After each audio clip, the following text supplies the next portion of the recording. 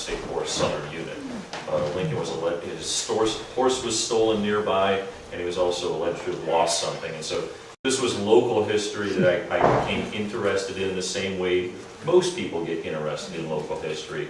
And then as I proceeded through what began as a military career and then turned into a military academic career and then eventually an academic career, I needed to find things to research, to write theses and write papers and so forth. And so I got interested in the Blackhawk War again, but the nature of my inquiry sort of changed over time, and I became much more interested in this topic from a Native American perspective.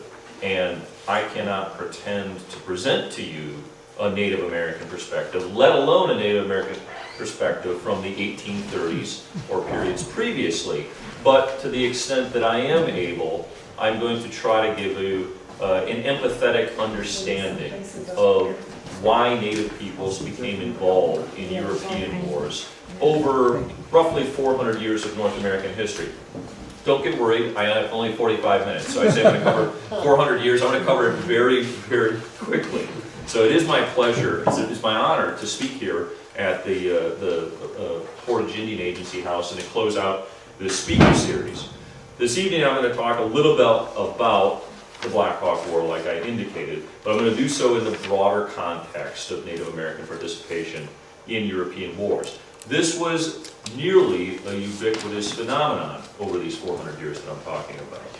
Yet it remains very poorly understood, and in some quarters, something that people aren't really comfortable talking about. People suffer from grave misperceptions about Indian participation in European wars, particularly as Americans broadly came to sympathize with Native Americans in the last quarter of the 20th century. We simultaneously fell victim to dangerous stereotypes about Indians, their enemies, and their allies. However well-intentioned, there are popular books and motion pictures that have suggested to us that Indians come in two general varieties. Resistance fighters, heroic resistance fighters that is, and villainous opportunists, willing to sell out their fellow Indians by cooperating with the United States or by other white European powers. Thus, Alvin Joseph's popular 1961 book, The Patriot Chiefs, bestows this honorific title on the likes of Tecumseh, Osceola, and Blackhawk, while deliberately denying it to their rivals, Blackhoof, Apotle Yaholo, and Keokuk. In Joseph's idealized rendition of the past, only those who resisted American expansion by force of arms were worthy of veneration and celebration. Conversely, Indian leaders who chose other ways to look after the best interests of their people as they saw them became objects of scorn, perhaps even more contemptible than the Americans that they tried to accommodate. A more recent, and probably to most of you more familiar, example of this phenomenon may be found in the film Dances with Wolves, in which the noble Lakota are contrasted with the vile Pawnees. Every wanton act of violence perpetrated by Indians in that movie comes at the hand of the Pawnees, who, not coincidentally, are military allies of the United States. Throughout the film, the Pawnees are portrayed as barbarous and treacherous people. At the very end of the film, they're permitted to add incompetent to their resume when it ends with a Pawnee scout wearing a blue U.S. Army jacket, shrugging his shoulders with an insipid smile on his face when he loses the trail of the Lakota camp. So that's the way that the Pawnees come off. Treacherous and probably not very bright on top of it. We might excuse the Pawnees if they were less than pleased with this depiction of their people. But in fairness to the filmmakers, it merely reflected a much broader proclivity in modern American society, native or otherwise, to ascribe virtue to those Indians who fought against Europeans and treachery to those who fought beside them. Well, doing this has a certain poetic appeal, I suppose. It does not hold up very well to historical scrutiny. And it compels Native American communities today to selectively remember or forget broad swaths of their own history. Just as many Anglo-Americans today fancy the idea that they are daughters or sons of the American Revolution while denying the fact that Tory blood probably also courses through their veins, many Indians today would just as soon think that all of their answers were patriot chiefs who fought the good fight. I'm here tonight to say they're right. That is the case. But I would also point out that in 1675, in 1759, in 1832, and in 1880, the good fight was oftentimes against other Indians, and just as often with a powerful European ally by their side. And that the chiefs who helped orchestrate these alliances were no less patriotic than those celebrated by Alvin Josephie. What's more, this kind of military cooperation was far more common than Americans today realize, and in some instances care to admit. A particularly relevant case in point, particularly as we are gathered here this evening at the Portage Indian Agency House, is the Blackhawk War. Nearly all popular depictions of this conflict cast it as a red against white war, in which a heroic but doomed band of Sauk and Meskwaki Indians makes a last desperate bid to maintain some of their autonomy in the face of overbearing white expansion. How then can we explain the fact that more than 700 Indian warriors allied with the United States in this war against Blackhawk, who at his peak commanded certainly no more than 500 of his own warriors? From the perspective afforded to us by Alvin Josephie and the movie Dances with Wolves, there's only a handful of possible explanations for this phenomenon.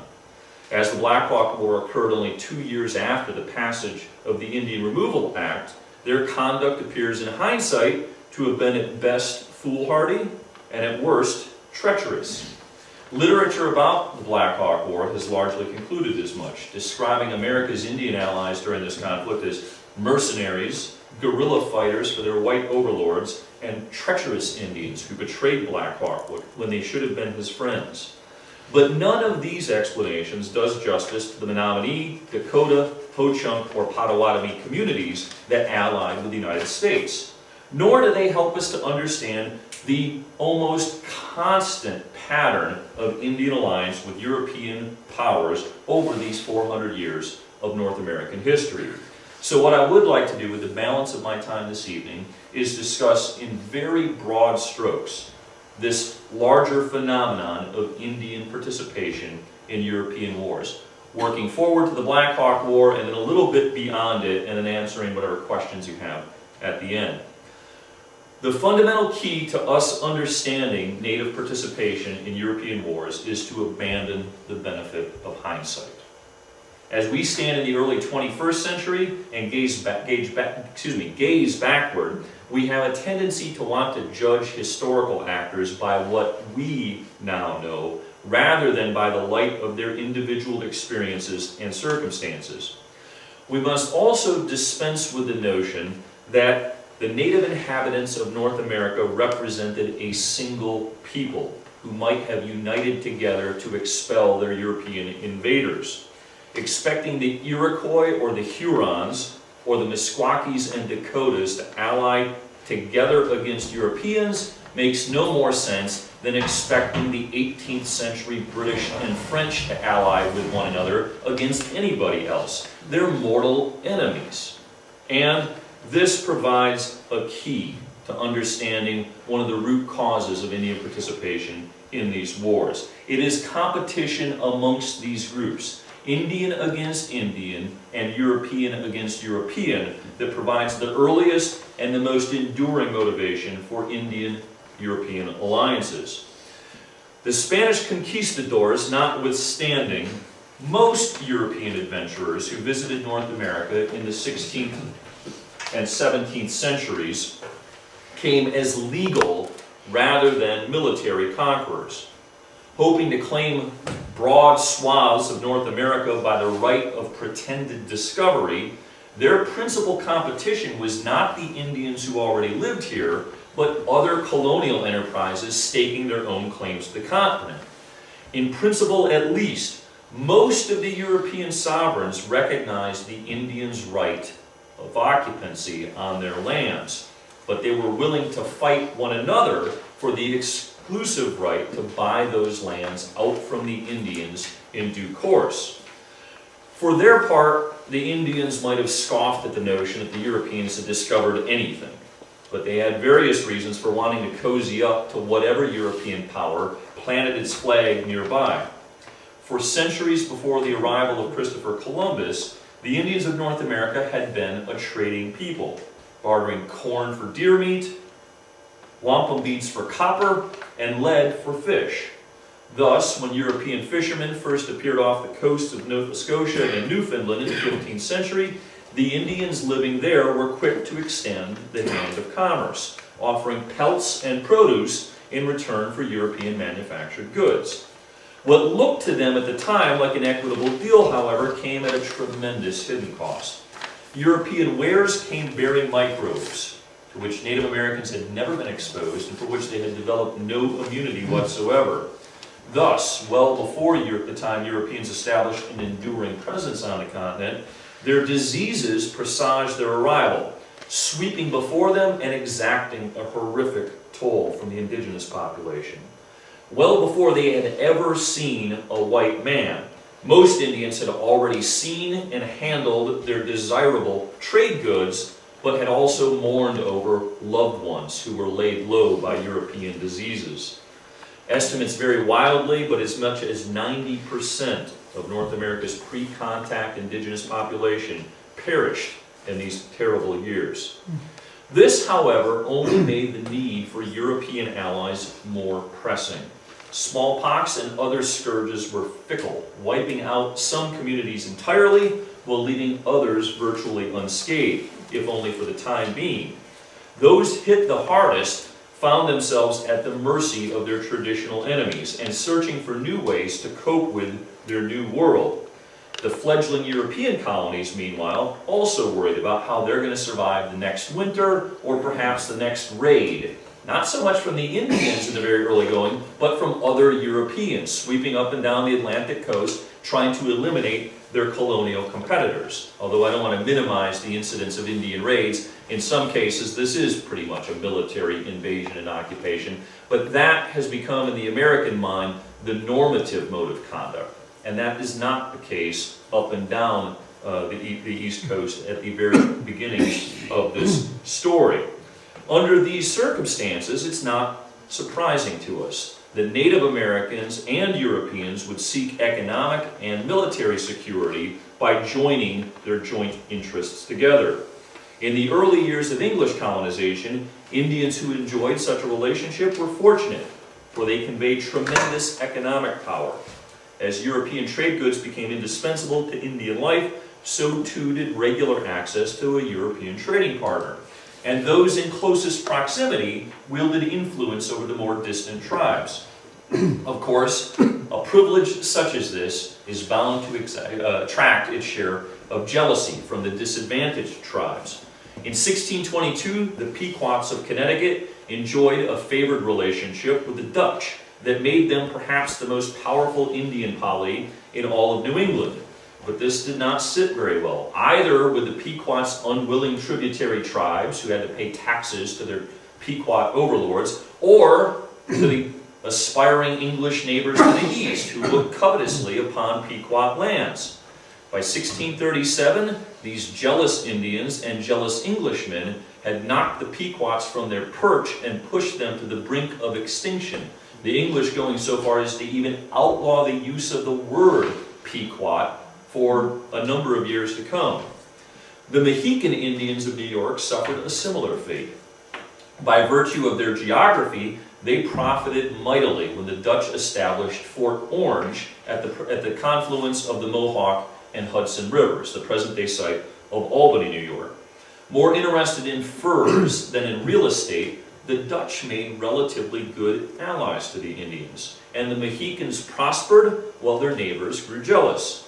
Thus, from 1624 to 1628, the Mohawks of the Iroquois Confederacy launched an offensive campaign to drive off the Mohicans, to supplant them and secure for themselves direct access to the Dutch traders at Fort Orange.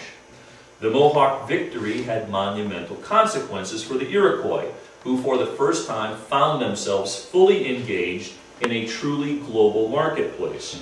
In exchange for animal pelts, especially from the beaver, which suited the fashion demands of Europe of the day, large demand for beaver pelt hats or genuine beaver hats in Europe, in return for those pelts, the Iroquois received guns and other European manufactured goods that gradually but profoundly altered and transformed these indigenous economies. Armed by the Dutch in the 1630s, the Iroquois expanded in all directions in search of new hunting grounds to fuel this new economy, seeking pelts, prisoners to replace their war losses. This is another attribute of Iroquois warfare, in particular, a phenomenon known as the Morning War. As they would suffer casualties, they would try to replace these casualties by going to war again and taking prisoners and then adopting those prisoners into their communities. So they're seeking the pelts, they're seeking prisoners to convert into Iroquois, and they're also, for the men involved in these campaigns, seeking prestige, military honor, and glory, which, as I'll return to repeatedly in the course of this lecture, is the principal way by which young Indian men could earn distinction and advance in their societies. So these expansionary wars in all directions, but as far as we're interested here tonight, principally west, intensified in the 1640s, and they led to attacks against one of the Iroquois' most fundamental enemies, the Hurons, who were critical to France's North American fur trade at this point. By the end of the decade, by the end of the 1640s, the Iroquois were at the height of their military power, and they had scattered the Hurons, who had to take refuge from neighboring tribes.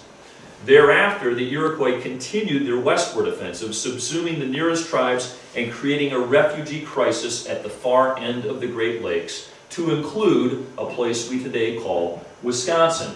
And so I'll briefly point out to you where here the Iroquois reside. The Iroquois essentially live in what is present-day New York.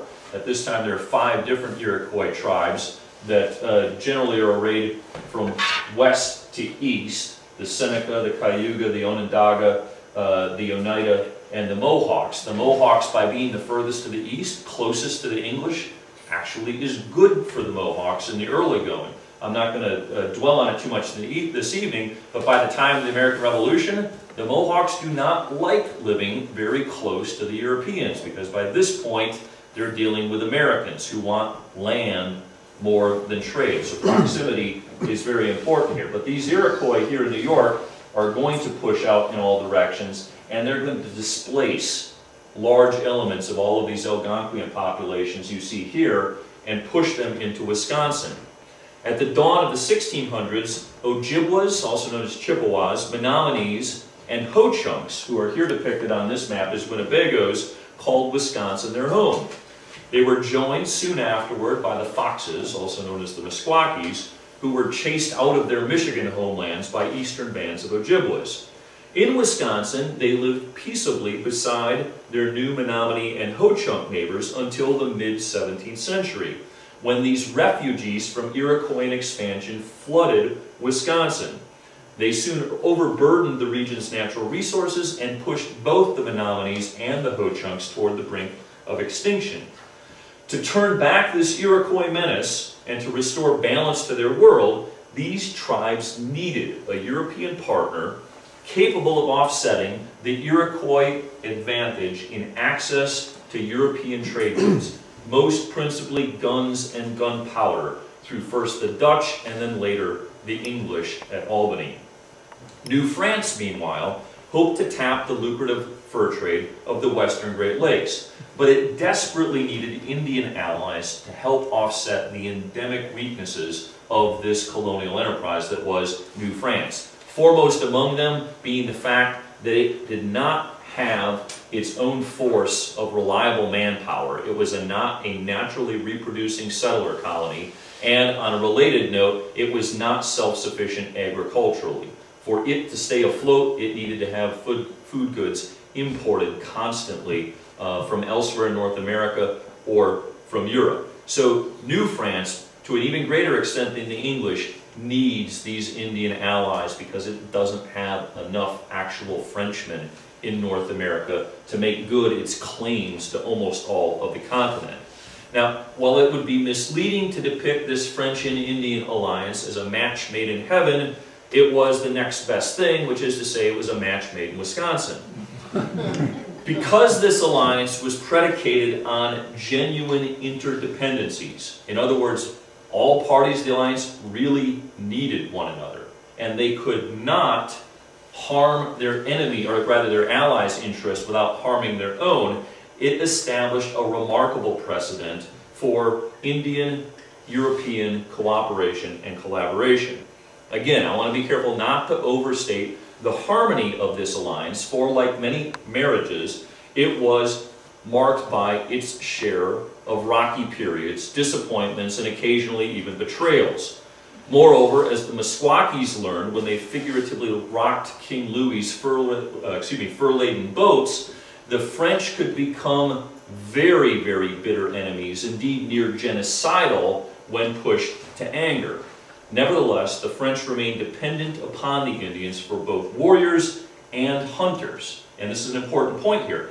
Both of those roles require the Indians to remain masters of their lands. This is an important distinction between New France and New England and the other English colonies, is that for most of this contest, the French need the Indians to be Indians, and they need them to be Indians in possession of their own lands. That increasingly becomes less the case when it comes to the British colonies in North America.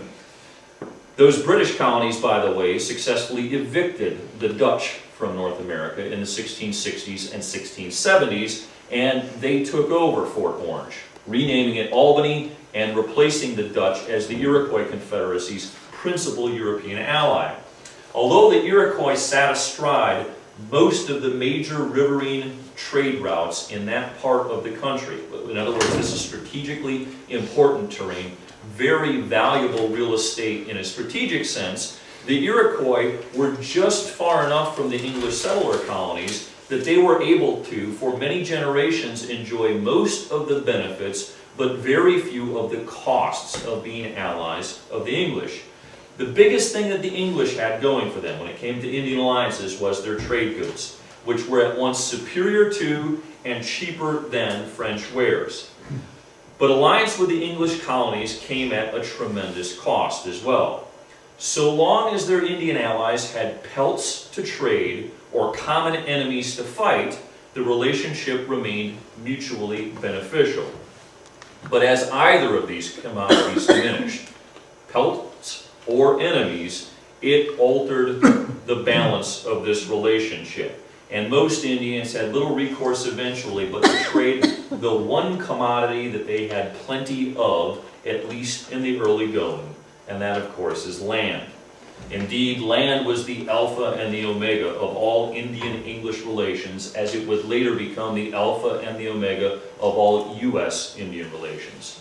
This certainly did not work to the Indians' long-term advantage.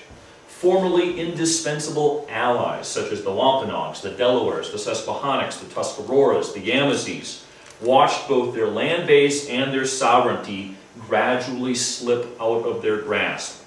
Betrayed by their erstwhile allies, these tribes and many, many others gradually transformed from allies to victims to enemies. And it's not a coincidence that a lot of these named Indian wars from early English colonial history, the names of those wars, those were the English enemies. Most of those tribes had been allies of some English colonies before they were enemies of others, or sometimes the same ones. Nevertheless, a European sponsor was nearly indispensable to most Indian communities by the 18th century. Geography, as I've already indicated, largely dictated to the Indians their choice of allies. Those in the western Great Lakes necessarily allied with the French, who controlled everything that's depicted here. I shouldn't say controlled. They laid claim to, a relatively effective claim to everything here depicted in blue, whereas this salmon color here depicts British colonies, yellow Spanish possessions, and then this cross-hatched area is the all-important contested zone. Those tribes along the Appalachians availed themselves of the fruits of British industry, which, remember I pointed out, were generally better than and less expensive than French manufactured goods. Elsewhere, the Indians could capitalize on the proximity of competing European colonies to maintain relative autonomy. In the South, for instance, the Choctaws of Mississippi could not only shop their trade goods and their military potential to the French or to the British, but they could also go into Florida and try to cut a deal with the Spaniards and play each of these sides off of one another. Similarly, in 1701, the Iroquois declared their neutrality in all future wars between France and Britain in North America, and afterwards served as the fulcrum upon which the European contest between these two powers was going to pivot. Beyond the Allegheny Mountains, meanwhile, the victims of English land hunger of a previous generation took up residence beside tribes who welcomed European trade goods, but were well happy and content to leave Europeans themselves beyond the mountains and at arm's length. So long as France, Britain, and Spain contested one another for control of the continent, Native American communities were able to exploit what is called the playoff system to retain their autonomy even as they had already become economically dependent upon European powers. But this system, the playoff system, shattered in the wake of the 7 Years' War in North America, also called the French and Indian War. There were 3 previous big showdowns between France and Britain in North America, and in each of them, New France had been able to compensate for its many, many disadvantages by its remarkable Indian alliance. As I like to tell my students, this alliance was the life raft that kept New France afloat. Thus, when in the 1740s, the British started sending traders in force across the Appalachians and into this contested zone, into the Ohio country, it risked tearing a gaping hole in this life raft. For those British traders were coming with these better and cheaper trade goods and putting them within reach of France's Western Indian allies. To make a common day sort of analogy, France is the mom and pop store and Walmart is coming to town. And France cannot abide by that because this colony, even by this point, really is no longer profitable. This is more a contest of imperial ambition. France has been willing to run in the red, bleeding money, hemorrhaging money in North America for no other reason than to maintain the glory of the crown and to contest British claims to the continent. And so the French cannot abide by this. These were desperate, desperate times for the French, who responded first by sending raiding parties of sometimes Frenchmen, mostly with Indians, sometimes with French liaisons, to sack and raid these British fur trading posts. And when that didn't do the trick, they actually began to construct fixed fortifications, both in the Ohio country, here in the contested zone, and then also coming down from Canada along the Richelieu, Lake Champlain, Hudson River corridor. Under the circumstances, these were probably strategically prudent moves by the French. Like I said, they really were strategically disadvantaged, and they had to do something. Unfortunately, by building these fixed fortifications in land claimed by the British, they were inviting the kind of conventional war that the French and their Indian allies were ill-equipped to win in North America. And so France and their Indian allies went on to lose the French and Indian War, the 7 Years' War in North America. At the Treaty of Paris in 1763, the French relinquished their North American claims, but the war's biggest losers by far were the continent's native inhabitants, who lost either a very valuable ally or, at a minimum, the ability to play one European power off of another and thus maintain some autonomy even while sliding into economic dependence. Fortunately for the Indians, the playoff system caught a second wind when the American colonists began to resent British rule. By 1775, the playoff system had largely been resurrected, this time with the British reprising the role of the French to include geographically, they're in Canada and in military posts out in the West, and now the American colonists continue on with the English tradition to include the hunger for land that complicates their ability to find Indian allies, even when they want them. So, as with the previous system, the better ally, from an Indian perspective, is usually the weaker ally, the one that has genuine dependencies and cannot get along without its Indian trading partners and military allies. In the second playoff system, that's Great Britain, again reprising the role previously held by the French. This new contest between the former British colonies and the British Crown outlasted the American Revolution, as the British continued to occupy those western military posts, to include those in Wisconsin, the western Great Lakes, what was then called the Old Northwest, and the British also there continued to dominate the fur trade among the Indians. Throughout this period, the British practiced a brand of Indian diplomacy that was nearly perfected by the French and their Indian allies the generation before them. Once again, important point worth reiterating, mutual dependence made for a good alliance. However, the British were not always very good allies to the Indians. The Indians started to get a whiff of this at the Battle of Fallen Timbers in 1794, when the Indians contested the American intrusion into the Ohio country, lost a tactical battle, ran back to their British allies to seek shelter in a fort, and had the British commandant there shutter the gate and make the Indians endure a second tactical defeat outside the gates. Not a very good ally. That was going to come to full, that was going to be realized even more fully by the end of the War of 1812. This is when the playoff system truly dies, or at least the second version of it, because at the end of that conflict and negotiations at the Treaty of Ghent, negotiations for the Treaty of Ghent, the British ultimately and conclusively abandoned their Indian allies. It's not to say that they didn't make an effort. Actually, this was one of the things that was on the table that they were bartering for. The British initially made all kinds of demands that they frankly put there in good faith to look after their allies, to whom they'd made promises. But the Americans weren't going to buy it, and the British were not going to sacrifice peace for the sake of the Indians. And so by the end of those peace negotiations, the Indians were left completely hung out to dry by their British allies. Insofar as the War of 1812 was in its origins a conflict over Atlantic shipping rights, and only incidentally about Indians, it was technically a tie. In terms of what James Madison was asking Congress to declare war for, not a single one of the British transgressions on the Atlantic was actually addressed in the Treaty of Ghent. It was a clear tie. Americans like to remember it as an American victory, but it was only an American victory in one regard, and it had nothing to do with Britain, it had to do with the Indians. It is a war with no winners and one huge group of losers, those being the native inhabitants of North America. This war had decisive results in the western Great Lakes, where the British at long last relinquished their western trading posts and their control over the fur trade in the region, which the Americans had claimed, at least on paper, since 1783, but it's not until the end of the War of 1812 and 1816 when Americans are finally actually able to make good on this claim.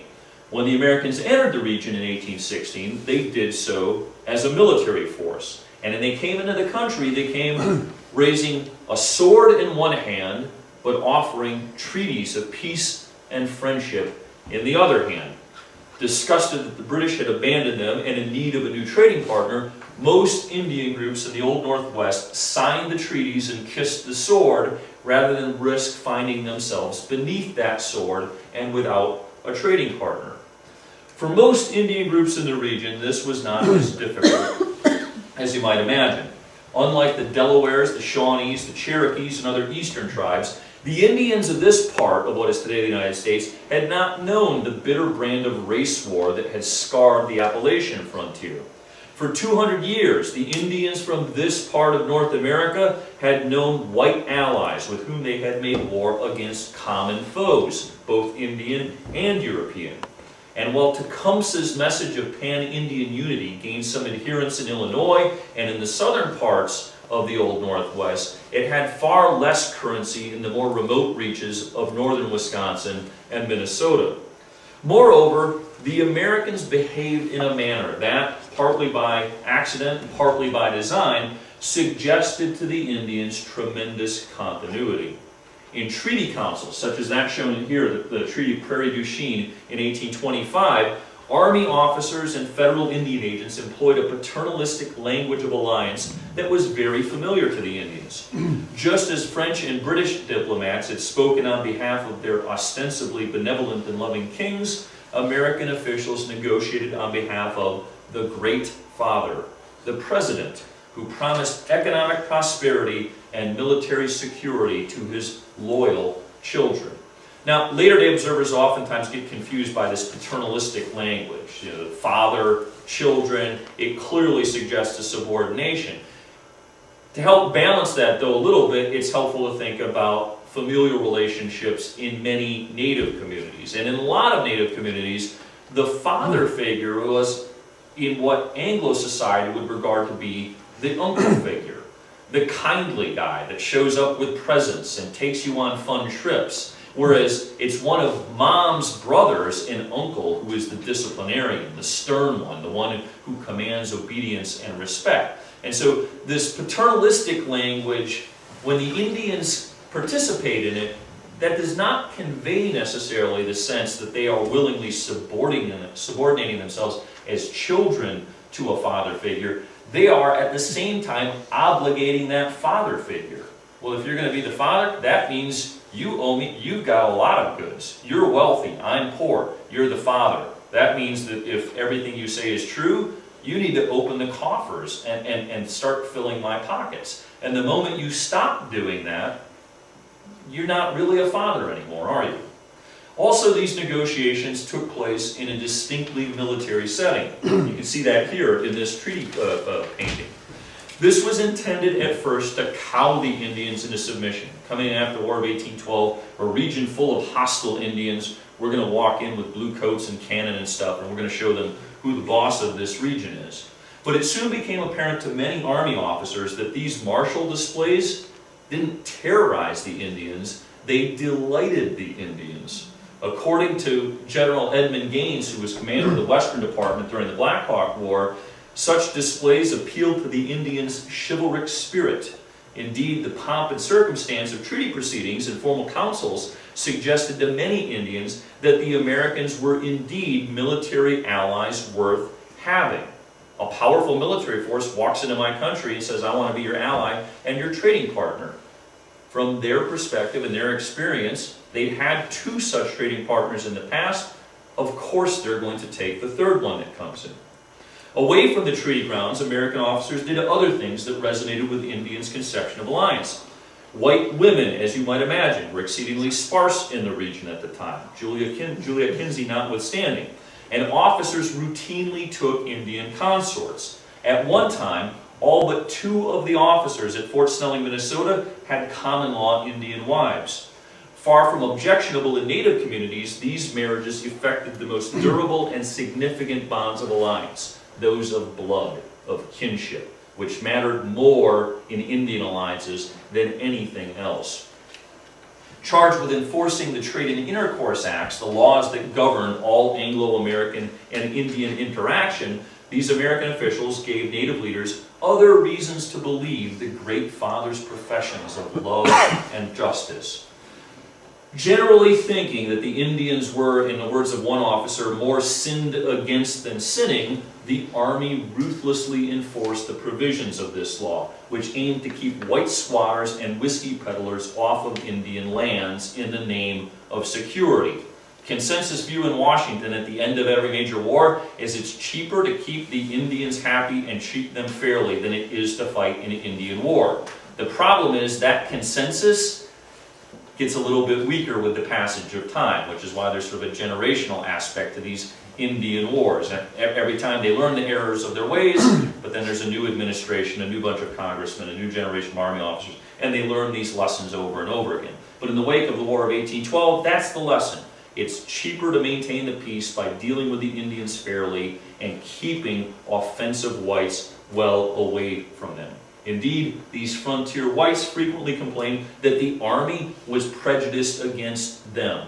Some people will say, what is wrong with our Indian Department? This is ridiculous that we have agents of the federal government taking the Indian sides 7 times out of 10 at our expense. And a lot of these frontier whites hauled army officers off to civil court repeatedly and subjected them to trial for faithfully enforcing the provisions of the Trade and Intercourse Act.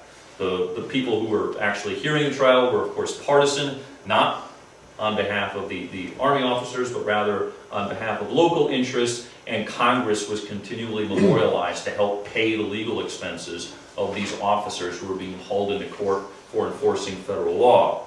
Meanwhile, many federal officials were sensitive to Indian notions of justice. In Green Bay, a drunken soldier once grabbed the notable Menominee chief, stabbed the notable Menominee chief Pogana in the thigh with a bayonet. Pogana grabbed this soldier by the neck, threw him to the ground, cursed him for a dog, said he would kill him if he wasn't a U.S. soldier. The commander of Fort Howard in Green Bay afterward had no problem whatsoever with what Pogana had done, but he had that soldier marched out into the public square and had a bunch of Indians assembled to watch him get flogged for his actions, as a clear indication to the Indians that these professions of justice were going to be upheld. Indeed, in the first decade of American occupation from 1816 forward, little suggested to the Indians of this region that the Great Father reserved any kind of special treatment for his white children. Those white children in the region concluded just the opposite, that the Great Father was reserving special treatment for his red ones. But if the Americans were talking the talk of alliance, their walk was at this point a little bit ungainly. Whereas the French and the British had depended upon the Indians of the western Great Lakes to provide both animal pelts and warriors, the Americans were only marginally interested in the former and not in the least interested in the latter. Instead, the Americans urged the Indians to abandon the hunt in favor of agriculture.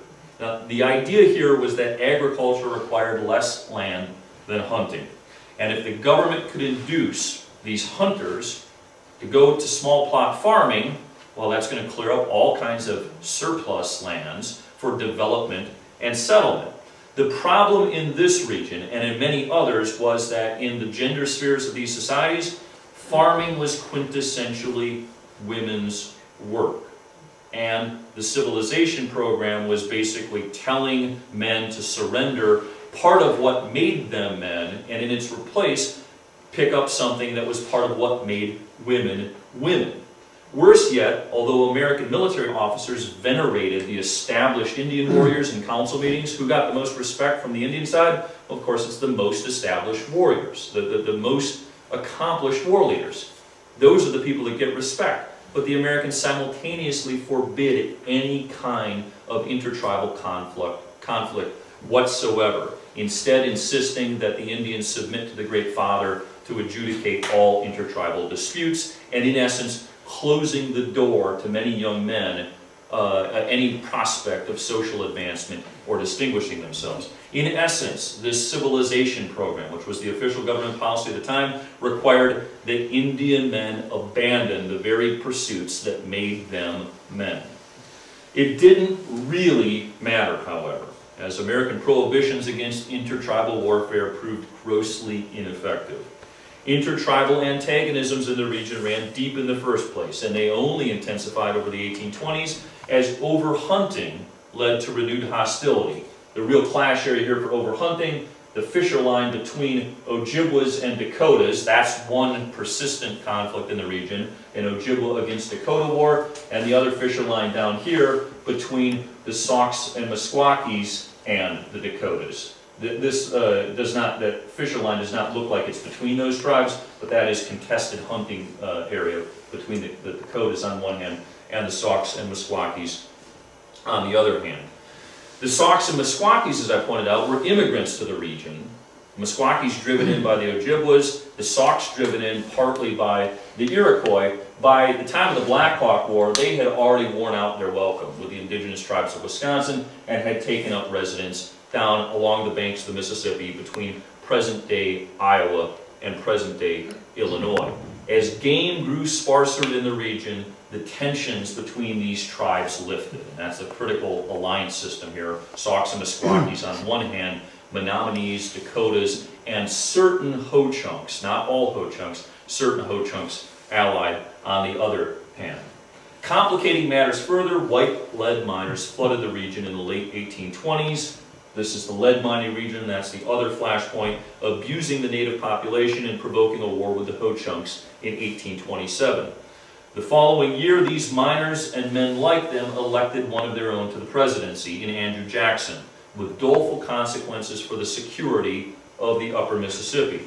For over a decade at this point, Army officers and officials in the War Department's Indian Office had labored to cultivate friendly relations with the region's Indians, developing loyalties and sympathies that seemed to transcend race. Indeed, it's a common phenomenon that when there are cries from the frontier about Indian depredations, the assigned Indian agents for the tribes alleged to have committed those depredations almost uniformly always jump to the defense of their Indians. It wasn't my Indians, of course not. It must be somebody else's Indians. And they develop these bonds and they make promises, and there is a legitimate alliance.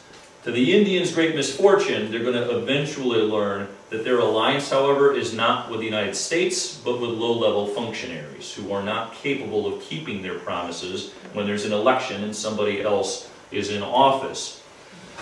This fragile alliance is going to falter further under the weight of white settlement, and it fails altogether when Jackson assumed the presidency. Jackson almost immediately fired every single Indian agent who did not see eye to eye with him when it came to Indian affairs. And I don't think I need to elaborate Jackson's views on Indian affairs. By September of 1831, Jackson had replaced fully half of his 56 agents and sub-agents with unqualified party hacks.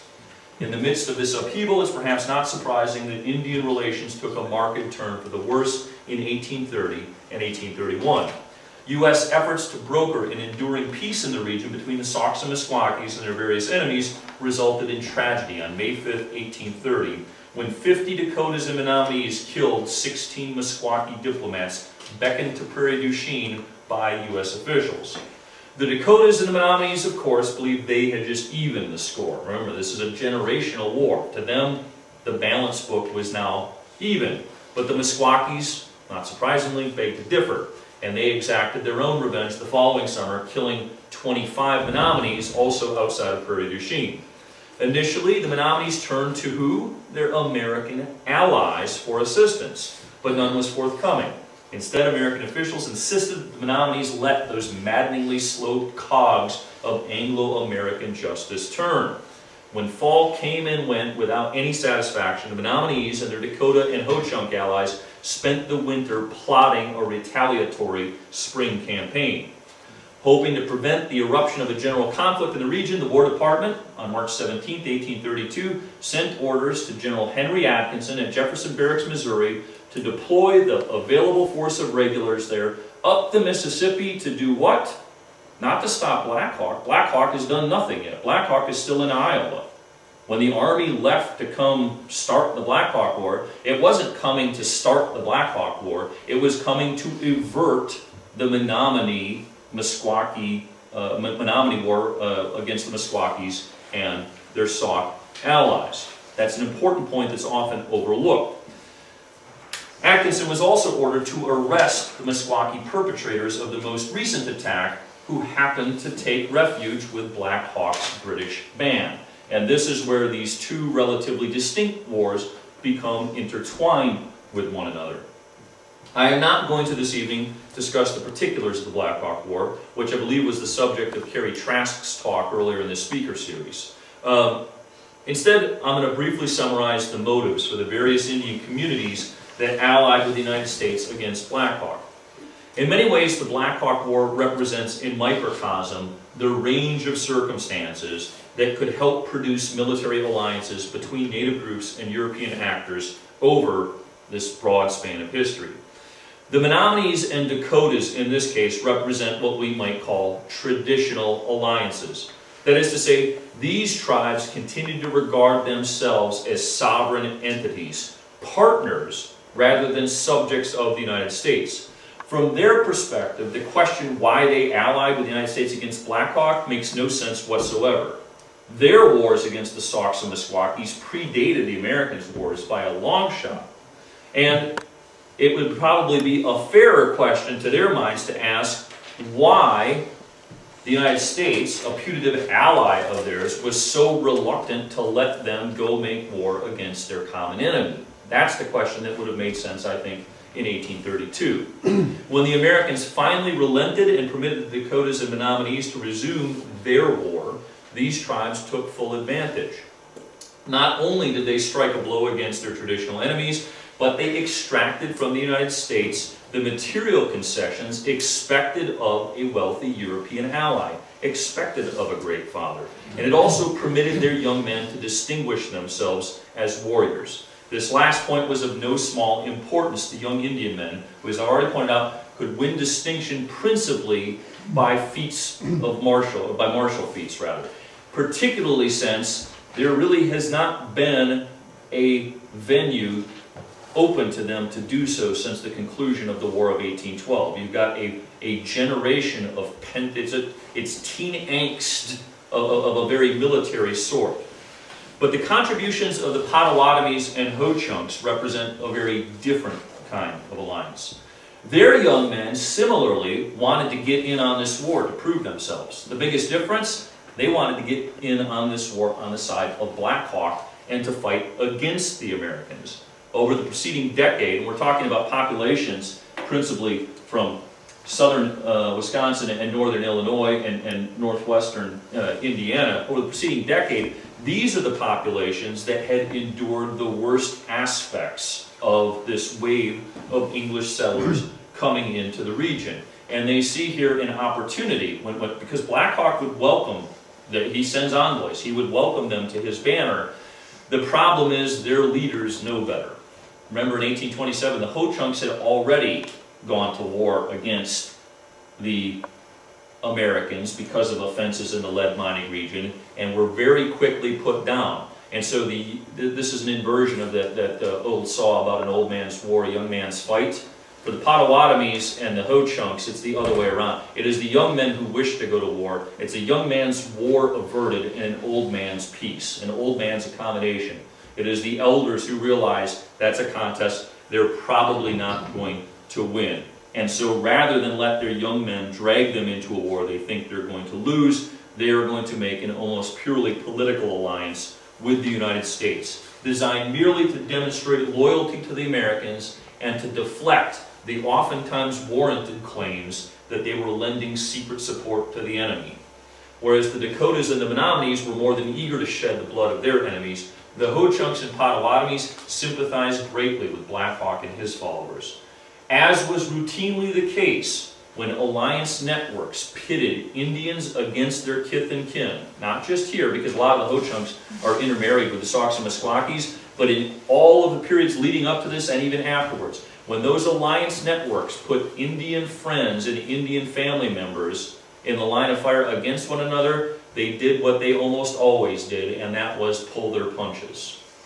Even if it means aiming high, sending envoys forward and telling them, we're coming, we're over here, just so you know, make sure you're shooting high so that we don't spill any of one another's blood. Indeed, during the Blackhawk War, there were Ho-Chunk and Potawatomi scouts ostensibly guiding Atkinson's army for over a month, taking him nowhere, leading him on a wild goose chase, while Ho-Chunk guides were actually escorting the British band to safety. They were playing it at both ends. This is not an uncommon phenomenon. What the Blackhawk War does not really illustrate very well is the third sort of Indian participation in European wars, which is as an auxiliary rather than as an ally. The semantics in this case, I think, are important because the word ally connotes a mutual recognition of sovereignty. An alliance is a partnership between sovereigns. And no matter how uneven the nature of the relationship or the many, many ways in which the Americans qualified Native American sovereignty, the Americans nevertheless, in their early history, treated the Indians in accordance with Indian protocols for international relations, giving them reason to think that these were relationships between sovereigns. After a point, however, both in the broad scheme in terms of the overall fate of all of Native North America, but also for individual polities. So for some groups, for some tribes, this happens much, much earlier. Those from the eastern United States, this might have happened to them in the 16th or the 17th centuries. At some point, the disparity in power in this relationship becomes so great that the European partner gives up the charade of treating their Indian allies like actual allies, like sovereign partners rather than colonial subjects. Well before 1872, when the United States Congress officially abandoned the practice of making treaties with Indians, most Indian communities and individuals had to confront the sad fact of Anglo-American hegemony.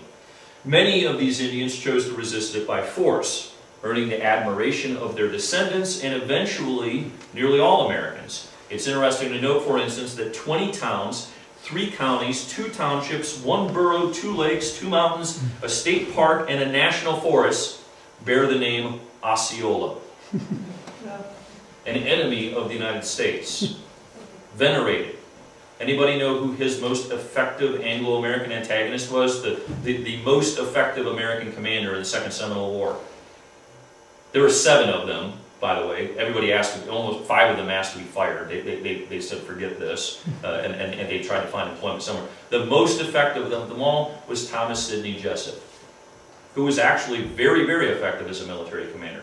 His historical legacy? Nothing other than the fact that he captured Osceola under a white flag of truce and stained his honor. So I'm just demonstrating the passage of time has done odd things to American remembrance, where to this day, very good reasons, all Americans, not just Indians, all Americans venerate these patriot chiefs, the heroic resistance fighters, even if their campaigns were futile. But many other Indian leaders considered discretion the better part of valor, sometimes later in their own lives. Perhaps when they were younger men, they advocated armed resistance. And as they got older, they advocated accommodation, or they advocated some mixed strategy of accommodation and passive resistance. They did so not because they were cowards, not because they were treacherous, but because to them, that was the best way to safeguard the interests of their people and future generations. Unfortunately, the patriot chief narrative has been unkind to such men and women, even if subsequent events, I think, oftentimes vindicate the courses of action that they pursued. Eventually, nearly all American Indians resigned themselves to life on the reservation, where they did what they could to preserve their culture under conditions of wrenching social change. In the gendered spheres of most Indian communities, women had the easier go of it. Keepers of the hearth and horticulturalists, rearers of children to begin with, they could carry on the reservation much as they had for generations before. For Indian men, however, the change was more dramatic, more wrenching. Traditionally, they had served in these complementary capacities as hunters and warriors. But in the reservation era, the U.S. government discouraged hunting and forbade intertribal warfare, leaving young men in particular with few prospects for distinction or fundamentally for self-actualization. It's not surprising then that many young men in the reservation era would grasp opportunities to serve either as reservation policemen or as auxiliaries to the U.S. Army, Indian Scouts. Not unfairly, many Americans, both at the time and subsequently, scholars and contemporary observers at the time, criticized this exploitation of the Indians' vulnerable condition. And it's true that American officers wielding these Indian auxiliaries often did think that they were turning the Indians against their own kind, that they were pitting them against one another. Perhaps the most effective of these American commanders is pictured here in the top left, General George Crook. And if you see the movie Geronimo, that's the character that's portrayed by Gene Hackman in the movie. Crook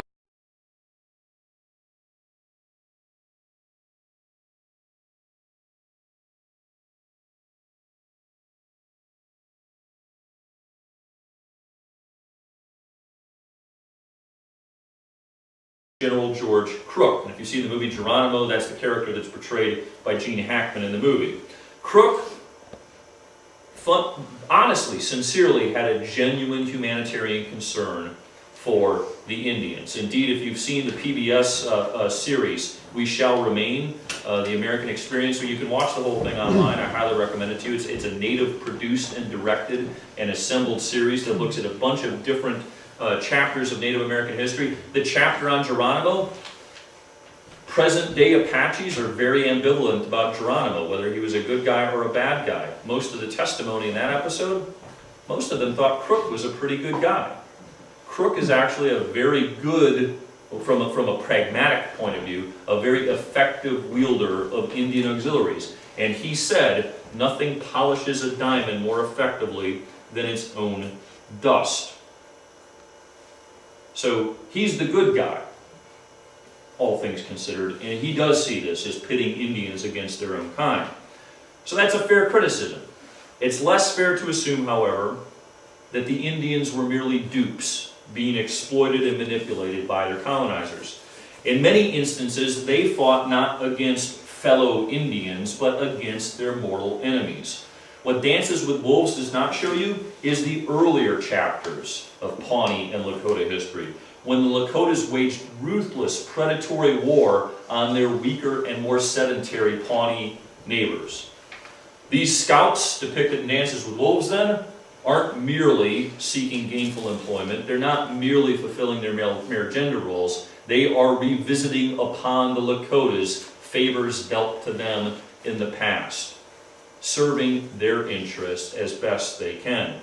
In other instances, the Army truly did pit Indians against their own kind, by which I mean not Indians in general, because a pan-Indian identity is slow to take form and to have general applicability. But I'm talking about being pitted against their own tribe or clan, as when George Crook employed the Apaches in his campaign against Geronimo. In these instances, Indians did what they had always done under similar circumstances. I'm referring again to pulling their punches, avoiding pitched confrontations, and opening channels of communication to enable compromise and negotiation that would not have existed absent their participation in these affairs. The government certainly did not always reward these Indian scouts' services as it should have. But later generations of Americans, we should not compound this injustice by painting the history of those scouts in dark strokes.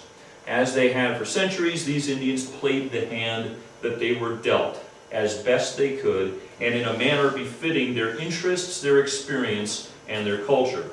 They had few good cards by the end of the 19th century, but they did whatever they could within their means at their disposal to look after their people. Of a patriot, we can expect no more. Thank you. If you want to know the rest of the story, I do have a box of the book. This is more about the Blackhawk course. Like I said, the talk, I borrowed parts of the book for the talk, but this is more tightly on Indian allies in the Blackhawk. How much is that? So one night only special, $25. If you want to know off of Amazon, it's $32. So I have to undersell Amazon because although I know I go to these things, I'll look it up and I'm going to buy it off of Amazon. So I'll undersell Amazon here than $25. Sir? What's the significance of a female with Crook? That's actually not a female. It's a rather distinguished looking gentleman. Okay. Are there any other questions? What years was that when Crook was? Crook's campaigns against the Apaches, I think these are all pictures from the 1880s. I'm not 100% positive on the actual year. I teach, you're at the point of the semester, but I only have so much space up here, and so I'm at the point of the semester where I just finished teaching all of the early stuff, where I am right now teaching this kind of material to the undergraduates. I am right now, I just finished doing Lexington and Concord, and Bunker Hill, Battle of Long Island. We're midpoint of the American Revolution, so any questions that you ask me that predate the American Revolution, I can answer with perfection. If it's later than the Blackhawk War, I'm going to give you fuzzy answers. I'm just going to make him talk a little bit about, I think we all here know who John Kinsey is, right? And John Kinsey came up in his book a little bit, and I was asking him before this started what he found out about John Kinsey. If you wanted to talk about that. That's interesting. Well, what I can tell you about John Kinsey, the interesting thing is, so there's a split relationship within the War Department in terms of who's managing Indian affairs. So at nearly every place, there is a military post and there is an Indian agency house. If the Indian agency, the agent, the post of agent is vacant, the Army officer, the command of the post usually picks up responsibility for being the person in charge of Indian affairs. But generally speaking, the agent handles all of the day-to-day things, and there are separate channels of communication that go up. In a modern organization, this would be regarded as woefully ineffective, inefficient, and indeed dysfunctional. Those channels, they're sitting side by side, essentially, and their chains of command only unite in the Secretary of War himself. And so that's how far up communication, which is not to say there's not informal collaboration going on between the two of them. But Kinsey, to me, is very interesting because he is, more so than any of the other Indian agents in this story, in this region during the Blackhawk War, an agent who is actively working to subvert federal policy. He has connections to the American Fur Company. He had worked with the American Fur Company. I think he's still actually on the payroll of the American Fur Company. His family is an American Fur Company family. Remember how I described the federal policy at the time, the civilization policy. Turn them into small plot agriculturalists. They'll abandon war. They'll need less land. We can settle everything. The American Fur Company does not want the Indians to become farmers. The American Fur Company likes the way things are. The American Fur Company likes the contested zones. The American Fur Company, I don't want to give John Kinsey too much credit, but there is another interesting thing. He deliberately subverts Henry Atkinson's efforts to bring the Menominees of Green Bay into the war. It's the Green Bay Menominees are the ones who have been pleading most emphatically to join this war from the beginning. They're the ones that Atkinson had deployed to prevent going to war. They're the ones that want revenge for this most recent attack outside of Prairie du Chien, but they're way up in Green Bay, and they're faithful allies. So they're not happy at all, but they listen to the government. They're going to wait, and finally, it's not until after a series of disasters and reverses that Atkinson gradually starts accepting Indian allies. That's another thing that's often overlooked when it comes to the Americans exploiting intertribal divisions. More often, I'd say it's fair to say it's the Indians exploiting American incompetence when it comes to these kinds of things. The government and public opinion is against employing Indian allies because it runs completely counter to the civilization program. For some people, it also suggests exactly what I said it suggests, and that is a relationship between sovereigns. And some people just don't want the government to continue to deal with Indians on an equal footing, and they think that if you treat Indians as military allies, that's going to do that, and it's going to delay the inevitable point in time in the future when they're just going to become second-class citizens, which is what most Anglo-Americans on the frontier are looking for. So the call for Indian allies comes very late, relatively late, and the Menominees in Green Bay are among the last to get the call. And Kinsey, sitting here, does not want the Menominees to go to war. And I haven't been able to figure out exactly why, but I suspect it is because the American Fur Company is savvy enough to see what's going to happen if this war ends the way it actually does end, which is to say the Sauks and the Squawkies are going to be vanquished, stability is going to return to the region, there is going to be a massive influx of settlers into Wisconsin, and Wisconsin is no longer going to be profitable. Not that it's really profitable by the time of the Blackhawk War anyways, but this is all sort of an inexorable process. The longer they can uphold that kind of buffer frontier, the better it suits the interests of the American Fur Company. So Kinsey's not only the Indian agent here, he's also the postmaster. And so he gets mail from Atkinson calling for these Indian allies. He sits on it because he does not want Menominee allies to enter the war. And then when the Menominees come down, all of the Ho-Chunks, because this area turns into essentially a Ho-Chunk refugee camp during the Blackhawk War. Interestingly, the Ho-Chunks traditionally regarded to be the most hierarchical of all the tribes in the region. The Ho-Chunks actually they still recognized a paramount chief. None of the other tribes recognized a paramount chief, but they nominally recognized a paramount chief. What had happened though, as the Saukes and Meskwakis got kicked out of the region, the Ho-Chunks expanded to fill all of the terrain they left, and as they became more diffuse, political power sort of went with them.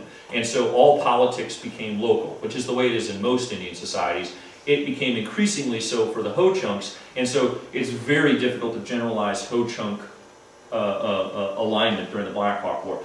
Some of the Ho-Chunks were fully in the Dakota and Menominee camp and went to war against the Saukes and Meskwakis, spilled Sauk and Meskwaki blood, suffered retaliatory attacks from the Saukes and Meskwakis afterward because of it. So there were Ho-Chunk allies in the United States. There were other pretend Ho-Chunk allies that I spoke of. There were Ho-Chunks who covertly allied with Blackhawk, and then most Ho-Chunks just tried to keep their distance. And those that wanted to keep their distance came up here. And the Ho-Chunk population around Fort Winnebago swelled during the Blackhawk War amongst those who wanted to maintain their neutrality. And I'm pretty certain that Kinsey was instigating. That Kinsey was making this a space friendly for Indians of those sympathies. And when the Menominees finally did come down from Green Bay and they passed through here, the Ho-Chunks were talking smack to them the whole way through, telling them they were going to get their clocks cleaned, you guys better turn around, and really discouraging the Menominees from entering the fray. And I don't think Kinsey had no role in that, because his attitude seems to align pretty closely to the Winnebagos that were here at the time. And of course, Kinsey was well liked by the Ho-Chunks.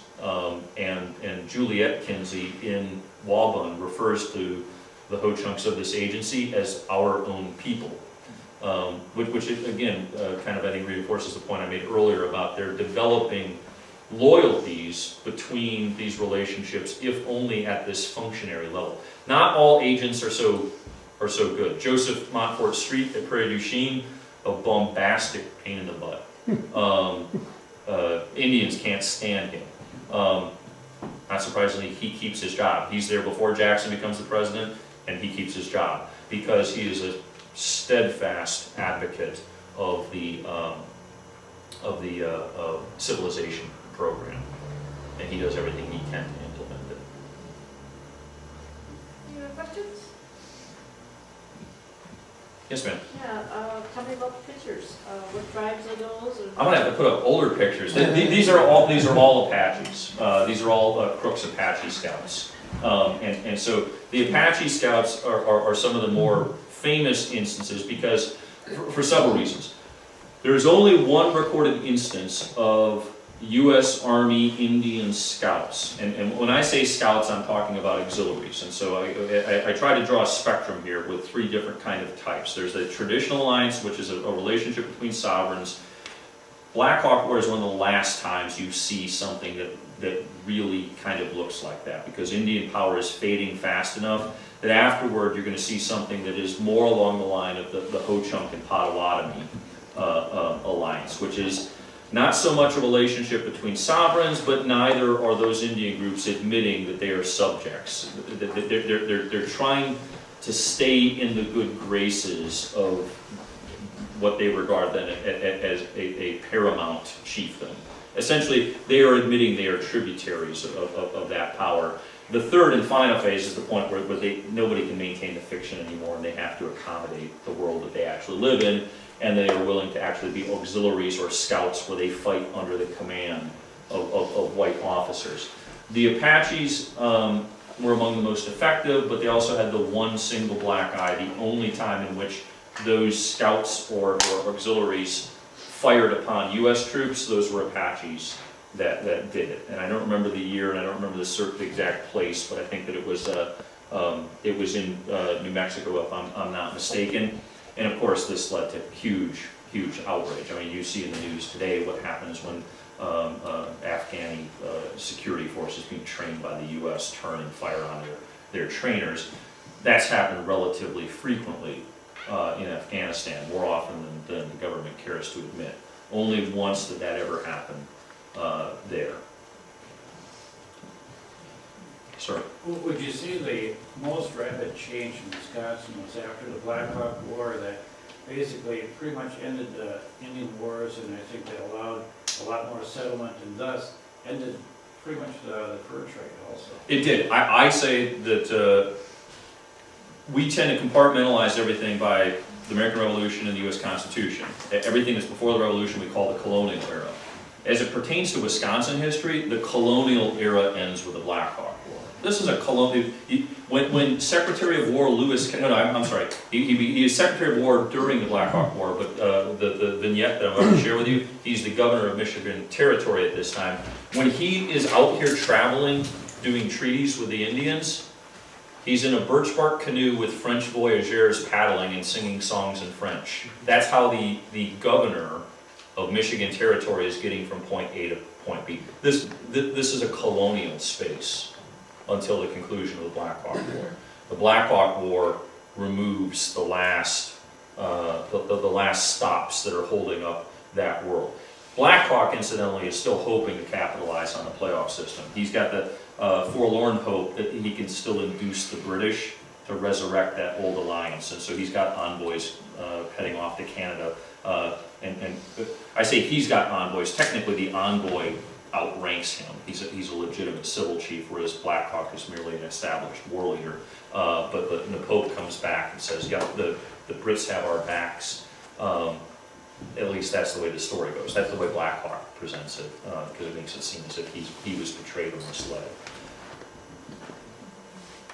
Any other questions? Yes, ma'am. Well, let's hear about the book. A little more about the book. Well, the book is, if I tell people it's not a book about the Blackhawk War, and just earlier I said it's a book most about the Blackhawk War, but what I tried to name the book, what I tried to title the book when I finished it was the subtitle, rather. The way that you title books is you got something sexy for the title, and then something actually describes the book as the subtitle.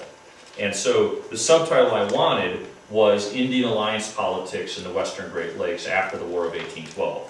I don't know why my publisher did not like that subtitle, but in terms of accurately describing what the book is about, that's what it is about. And so the initial chapters describe in kind of a big picture sweep the history of Indian-European alliances in this region up through the War of 1812, and it enables you as the reader to empathize with the Indians of this region. Because again, in hindsight, you look, are these people just stupid? Jackson's the president, Indian Removal Act has been passed, and you're going to ally with the United States against other Indians?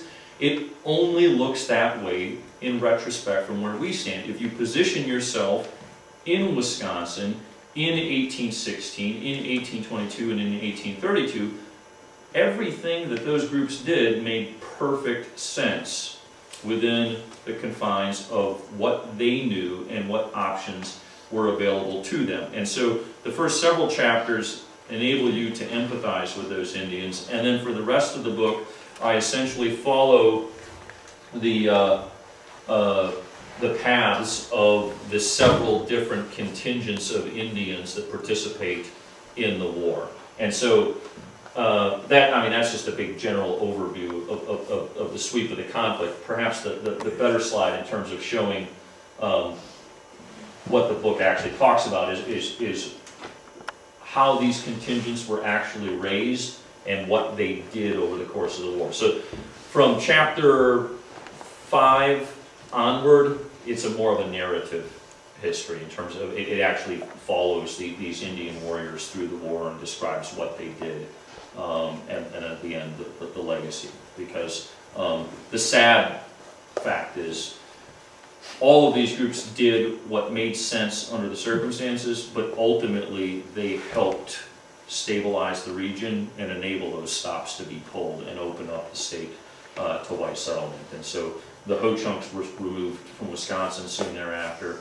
The Dakotas remained a powerful sovereign entity for years to come. It's not until the Sioux Uprising, so-called, of 1862, that the reckoning for the Dakotas comes. So you can see how long the Dakotas are actually able to retain some degree of power. But I describe that sad transition from ally to victim to enemy, and usually victim to enemy, that transition doesn't occur until it's too late for them to actually resist by force groups, and that's the case then for the Dakota in 1862. So I hint at that a little bit at the end of the book, but the book more or less ends in the 1840s with the removal of the Potawatomis from northern Illinois and with the removal of the Ho-Chunks from Wisconsin. The Menominees are the only ones that I think you could say come out of this more or less with their best interests still intact. It's not coincidental that they're the only group that maintained a Wisconsin homeland. The Ho-Chunks reestablished one over time, but they did so by rather unconventional means, taking advantage of the Homestead Act to actually claim homesteads in Wisconsin, and were able to reestablish a land base here that way. Sir? I guess ironically, what I find, Hugh Henry, that so many of the Native Americans were escaping from the Iroquois, and what happened with many of the reservations here in Wisconsin are Iroquois. Well, it's in Oneida and in other groups. Of the different Iroquois tribes, I described the Mohawks as being those most steadfastly against the Americans. Their next door neighbors, the Oneidas, were America's most dependable Indian allies during the American Revolution, and that's a much longer story. But those Oneidas that were transplanted here in 1822, I think, actually had been allies of the United States since the founding of the Republic. And there are Indian groups that have always been nothing but allies of the United States, that have never went through that transition.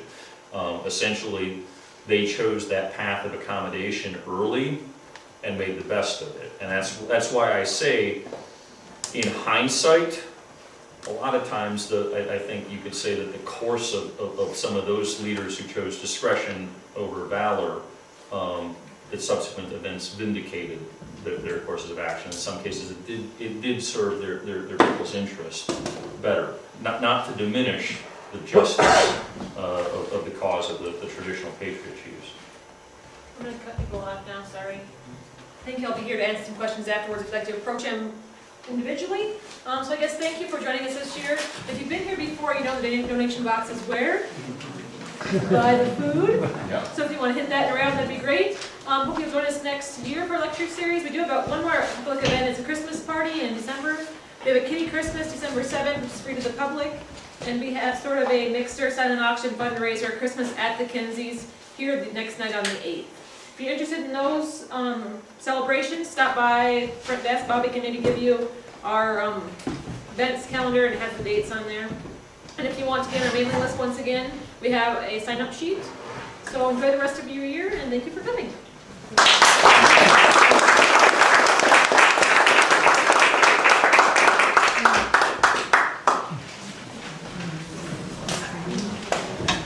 Oh, leave the pink sheets. And if you have